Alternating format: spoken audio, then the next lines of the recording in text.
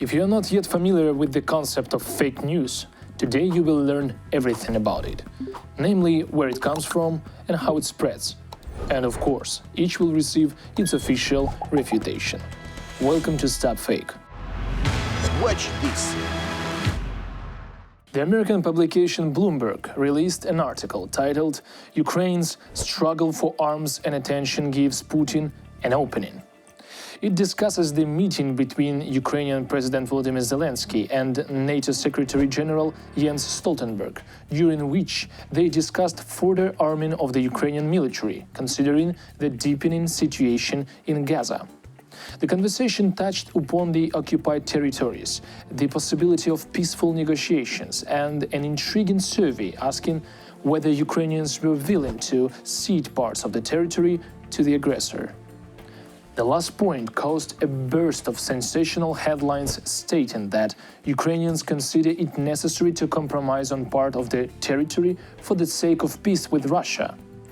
The quote certainly appeared in the Russian publication TASS. Lost in translation or manipulation? Maybe we should give Russians a dictionary as a gift. This article, or more specifically the translation and interpretation of certain parts of it, seems to be a classic example of manipulation. In reality, the publication analyzes the situation of the Ukraine front and the sentiments of the population, but there is no information in it about the supposed widespread desire of Ukrainians to give up Ukrainian territories for the sake of peace.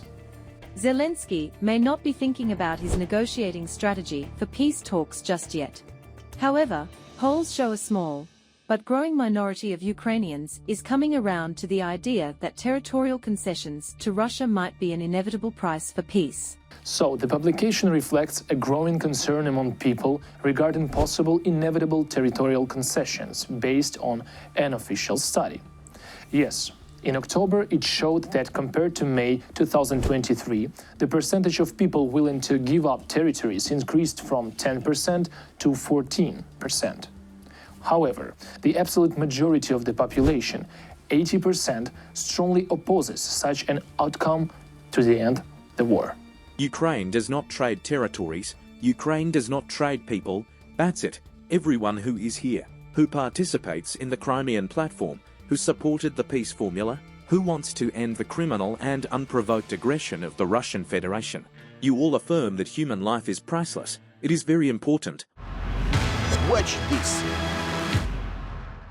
If one fake doesn't pass the test of facts, the another one immediately appears.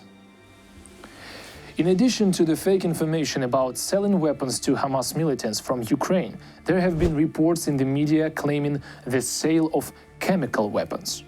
The Egyptian publication El Bashair reported this.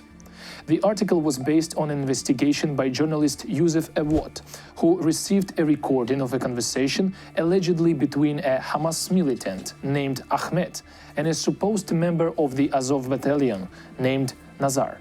Their communication supposedly lasted from the end of July to mid-August 2023. If we believe the photos of their correspondence at the beginning of August, several members of Hamas were reportedly at training sessions with the Azov battalion in Ukraine. The conversation notes that Hamas fighters were learning tactics and methods of modern warfare, urban combat, drone operation, and use of chemical weapons there. For clarification, I suggest turning to terrorism experts. Like in the most similar fakes, there is a sense of the Kremlin hand here, precisely due to the mention of Azov, which Russian propaganda continues to portray as the main symbol of supposed neo-Nazism in Ukraine. The Office of the President of Ukraine emphasizes that such reports, even if they appear in the foreign press, are a result of Russian propaganda efforts. According to the investigation, this summer a group of Hamas militants was trained in the Azov training camp in western Ukraine. This information is a lie, and its goal is to cast a shadow over Ukraine at a time when Russia supports Hamas terrorists at the state level. The allegations of Ukraine using biological or chemical weapons were voiced by the aggressor country right at the start of the full-scale war to discredit Ukraine and halt the assistance provided by allied countries. This matter was even brought to the United Nations Security Council. Ambassador Linda Thomas-Greenfield of the United States referred to such discussions as a colossal waste of time. It doesn't matter how many meetings Russia tries to call on this subject. And it doesn't matter how hard it ratchets up its propaganda machine. We must not divert UN resources toward a baseless investigation. And we must not allow Russia's tactics to distract us from its brutal war of aggression. To do so would be to give in to lies and undermine the credibility and the dignity of this council. Watch this. The following news could inspire Agatha Christie to write a mystical novel. The German publication Bild released an article resembling a mystical detective story. It claims that the USA and Germany have developed a secret plan concerning Ukraine. Supposedly, President Joe Biden and Chancellor Olaf Scholz aim to compel Ukrainian President Volodymyr Zelensky to initiate negotiations with Russia. To execute this plan, Washington and Berlin allegedly agreed to supply Ukraine with weaponry solely for maintaining the front lines, not for reclaiming territories. The article's author, Julian Robke, cites only anonymous sources who additionally claimed that in Germany and the USA there exists a supposed Plan B involving freezing the war at the current borders. The narrative that neither Ukraine nor the West can defeat the Russian army is being pushed by Kremlin propagandists. Currently, they are threatening further annexation of Ukrainian territories. Russia, having accumulated forces and means, can carry out an offensive, that is, take some more part of the territory. Here there is a risk that at this moment somewhere out there they will take out a white flag from their armpit and shout, "Let's sit down at the negotiating table." The story is not new for us. Certainly, the US State Department has refuted the existence of a secret plan with Germany. They emphasized that only Ukraine has the right to decide whether to sit at the negotiation table with Russia or not. The Bild story I thought was intriguing, but no, there's no US policy. We've always said that this is a matter for Ukraine to decide. We decide nothing about Ukraine without Ukraine. And I think that the reality here is we see no indication that Russia is willing to entertain substantive, real peace negotiations. Given the significant resonance from the article, Deutsche Welle sent an official request for comment from the German government. In their response, the government stated that the investigation published by Bild about the secret plan of Scholz and Biden has no grounds. From the very beginning of the Russian war of aggression, the United States and Germany were committed to ending Russian aggression and achieving a just peace in Ukraine. And this cannot be an imposed peace. Germany stands firmly on the side of Ukraine. We will support Ukraine as long as necessary to defend against Russian aggression. Watch this. And now from simple numbers to six-digit ones. One of the most widespread fakes was about the First Lady of Ukraine buying jewelry worth over $1 million during an official visit to the United States with the president.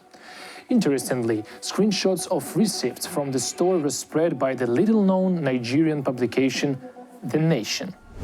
The dramatic plot of the article claims that in September, Olena Zelenska visited the Cartier boutique on Fifth Avenue, the city's most famous shopping street. There, she allegedly confronted a saleswoman with the words, "Who said I need your opinion?" and complained to the boutique manager. These details were shared on social media by the saleswoman herself, Janet, who was reportedly fired after only 2 weeks on the job. When I showed her some of our pieces, she just shouted at me, directly on my face. "Who said that I need your opinion?" I was just like, told I need to take different approach, but she just asked for the manager. I don't know what she said to him, but the next day I got fired. What the f***? Quite a sharp turn for a Cartier employee. Hundreds of clones of this article immediately appeared in the Russian press. Yes, the original source of the fake news is mentioned as the Nigerian publication The Nation. This raises suspicions that Russian propagandists might be behind it. The point is that this publication is an exact visual copy of a reputable American magazine. Such a cheap trick could confuse anyone by giving the fake an illusion of credibility. Newsweek decided to look into this issue and conduct an investigation.